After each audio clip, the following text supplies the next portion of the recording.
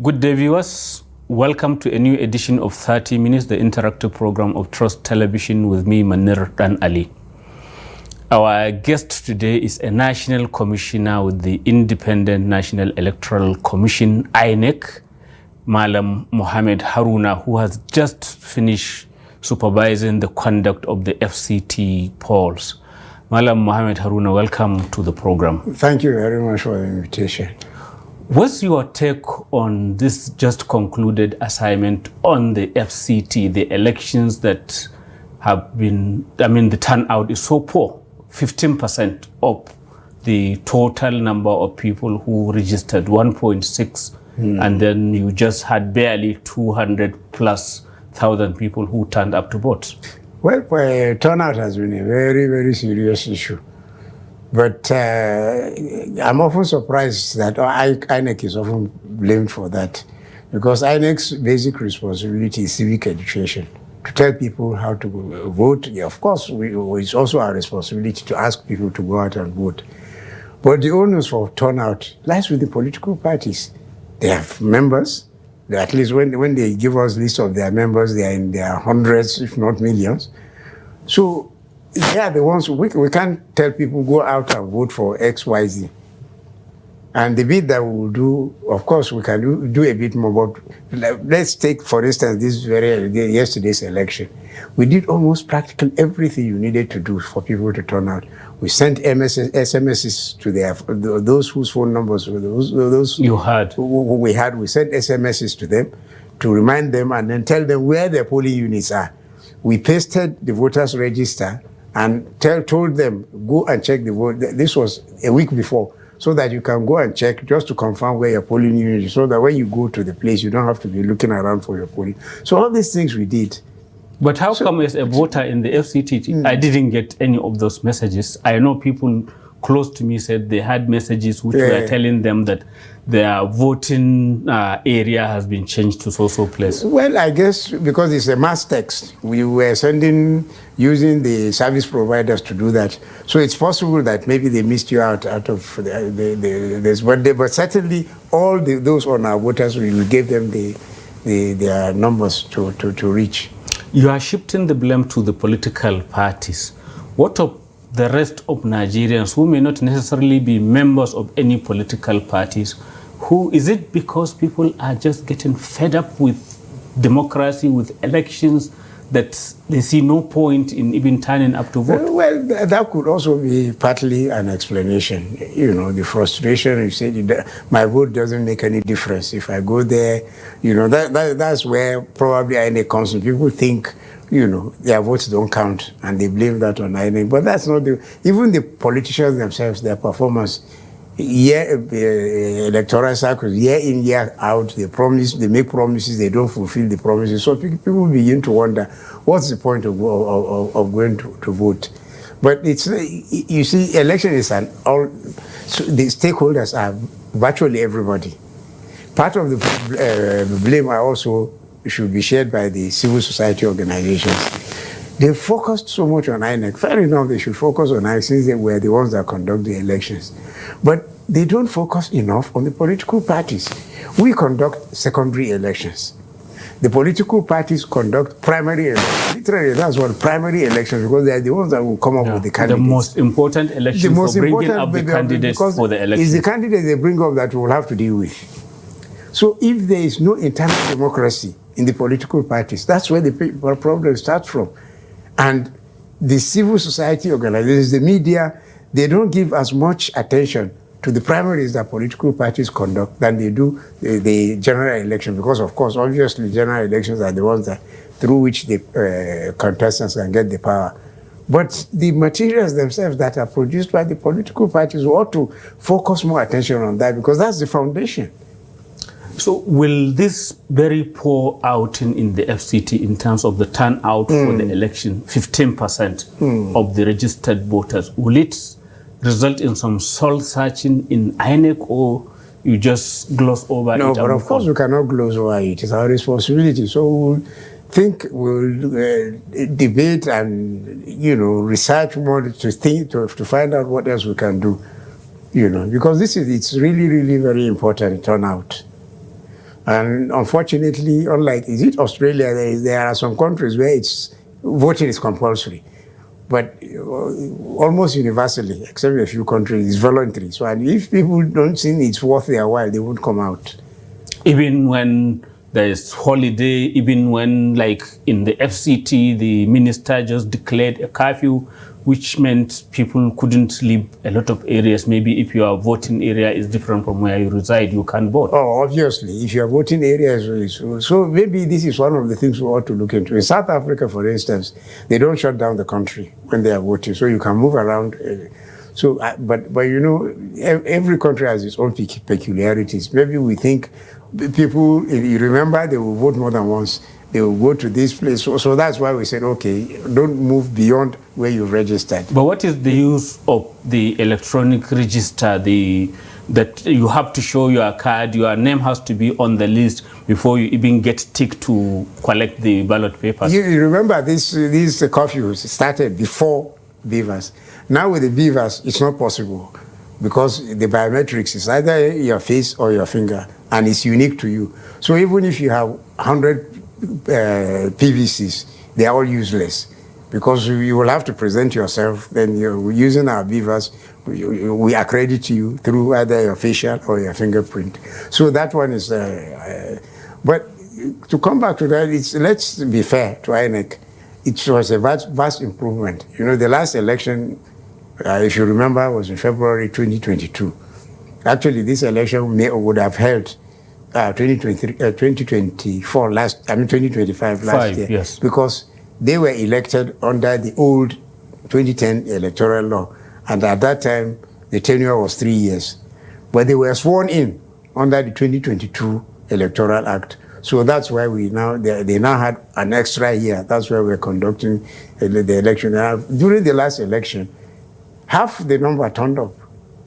You know, I think it's maybe then they were more enthused with the issues, with the candidates, and what have you. No, I'm saying now it's an improvement on the last election that we held, because now we have almost twice the number that voted during the last election. You mean less than or about 100,000 people voted in the previous elections? So this time around is almost double what voted in the last election.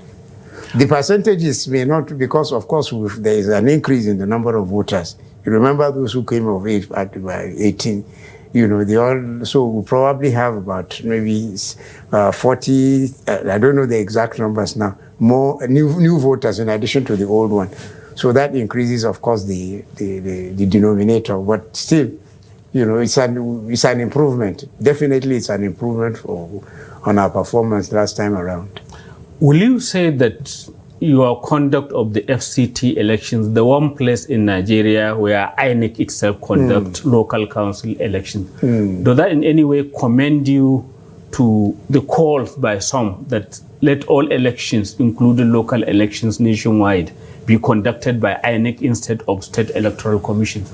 Well, I have my reservation. Anyway, it's a constitutional matter. So if you are going to do it, you'll have to revise your constitution, because the CX, that is the State Independent Electoral Commissions, they're a creature of the constitution. So you will have to abrogate them. And you know how long it takes to do that.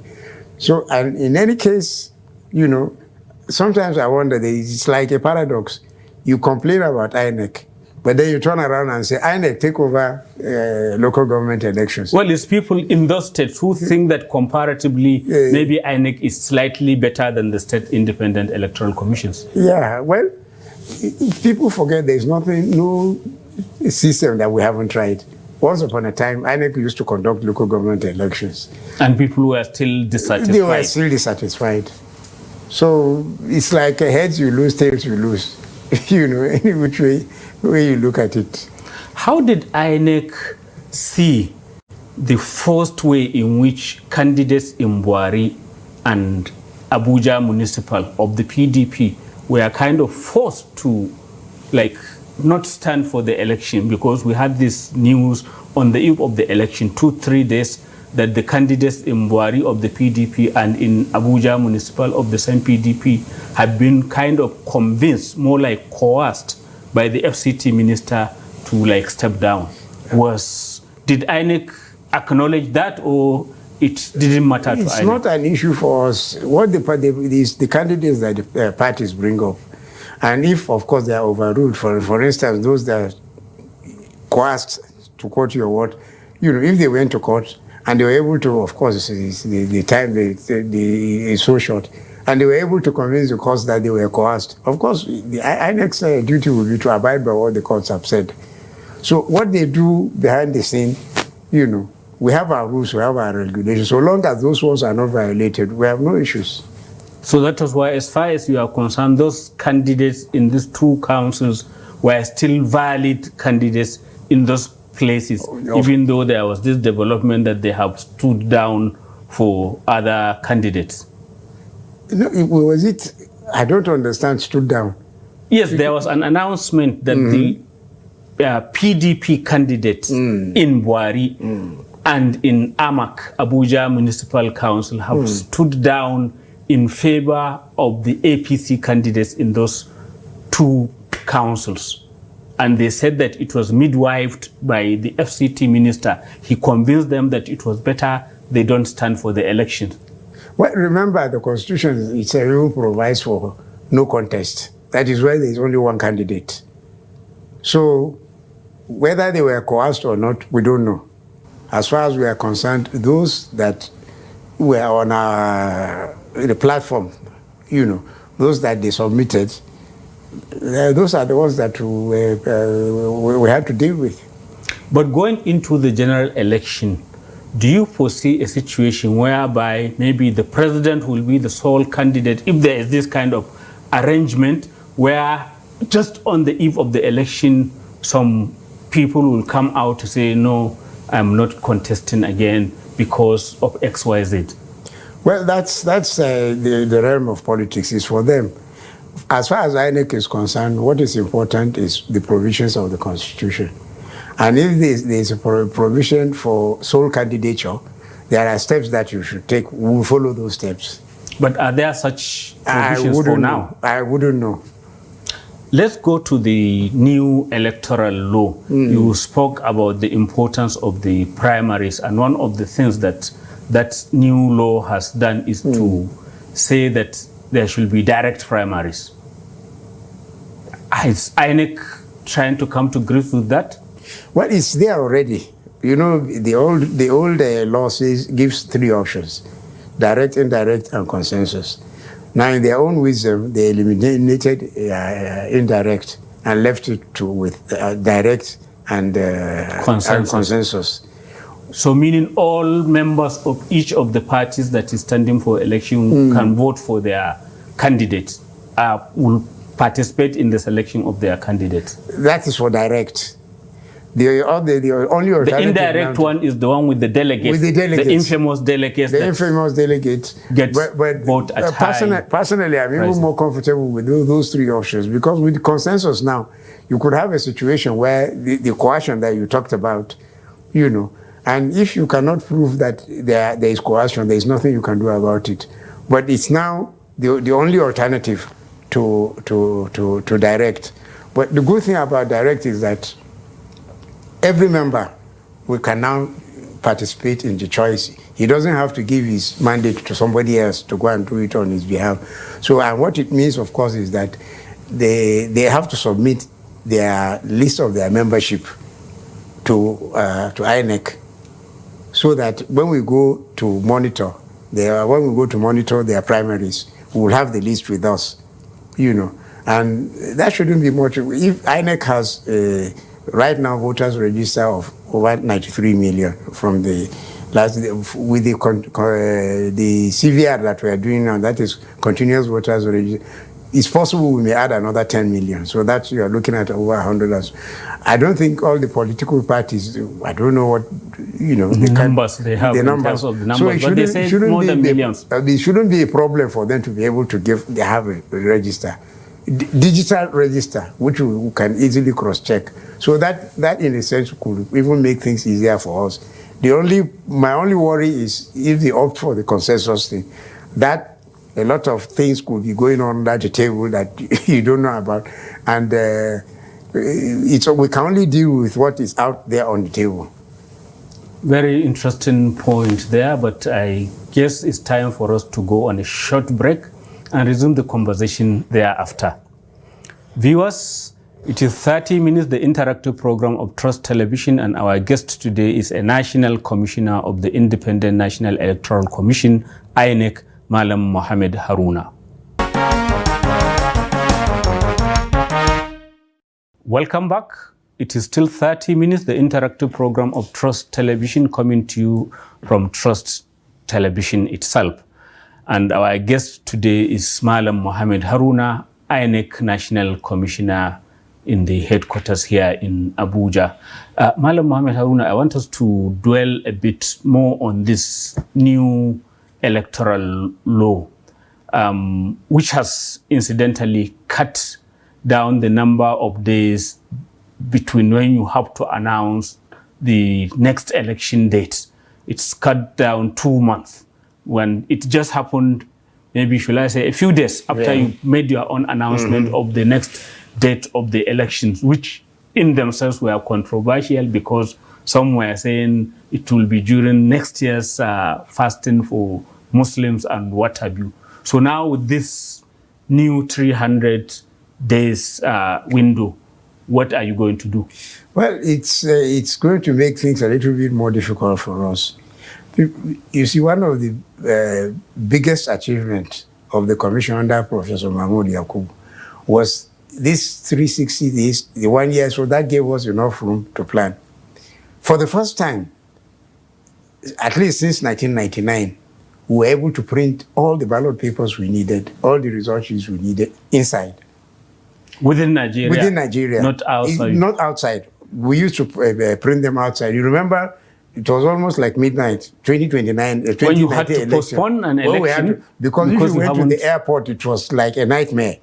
You know, the ballot paper resources had started coming in, the timeouts were so full, and there was no way we would have been able to distribute all of those. So it was more an issue of time management than really capacity of our printers. We have some of the best printers globally, not just continent-wise. But because we didn't have those number of days to plan, we had to be printing abroad. So this was the big advantage that we are now throwing away. You mean this 300 days is going to force you to go back to printing? Well, I don't know. Outside Nigeria. If we are able to get our money, remember the budget, they are still talking about the budget. But if we are able to get it, perhaps we may see, because for me, that's one of the biggest achievements that we've been able to do. And it's precisely because we made the policy that Nigeria, like the US, for instance, you know, the election until eternity is the Tuesday after the first Monday of the November. Even in nearby Ghana, they have a fixed date. I don't know what it is, but the date is fixed. So that gives you enough time to plan. But this one, that it's become so flexible as it is, it's problematic. So now you have to go back to the drawing board. We have to plan go back without 2 months. 2 months without is cut 2 months. off. So we now the timetable now we'll have to go over it again, and hopefully we should be able to reissue a new timetable based on this new law now. When will that be possible? I don't know, because we haven't sat down to discuss it, but time is of essence. So I'm sure as soon as possible we'll be able to do it. I've seen some newspapers already saying you should go ahead, but of course we have to think it through so that we don't create problems for ourselves. But is that the only area of problem for you? I mean, for INEC, in terms of the amendments that have been made in the new law? The timeline is for me, it's probably the single biggest, but there are others. I don't know if there are even problems, like when they talk, uploading on IRA, for instance. You remember the biggest controversy was, electronic transmission, manual transmission. I think people were just making mountains out of molehills, because there's no problem. We've never had any problem since 2022. That was the first time we started uploading on IRF. We started that in Nasarawa. There was a state constituency, as in almost all the IT things that we've introduced. We always did it gradually. The first test of our beavers was in 2021. in Delta, one of the state electoral constituencies. Then in 2022, when we had this by-election in Nasarawa, we now tested uploading the results to IREF. And then since then, we've had 8 off-season governorship elections, God knows how many senatorial elections, some due to death, houses. So and all of them, Beavers has always averaged 90, anything between 90 and 98%. That is for accreditation. Even for upload, you may call it transfer, you may call it transmission, even for that, we've done very well. So then, but why then you seem reluctant to push for full transmission or electronic transmission, which is what the civil society groups are saying will improve the transparency of the whole exercise? We are not, you see, these things have to be gradual. I fail to understand why people think technology is a silver bullet.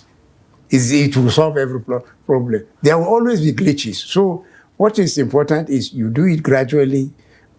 Given especially our infrastructure, it's a bit tricky because we already have issues with just IREF, which is just polling unit results. That's the one we transmit to our IREFs.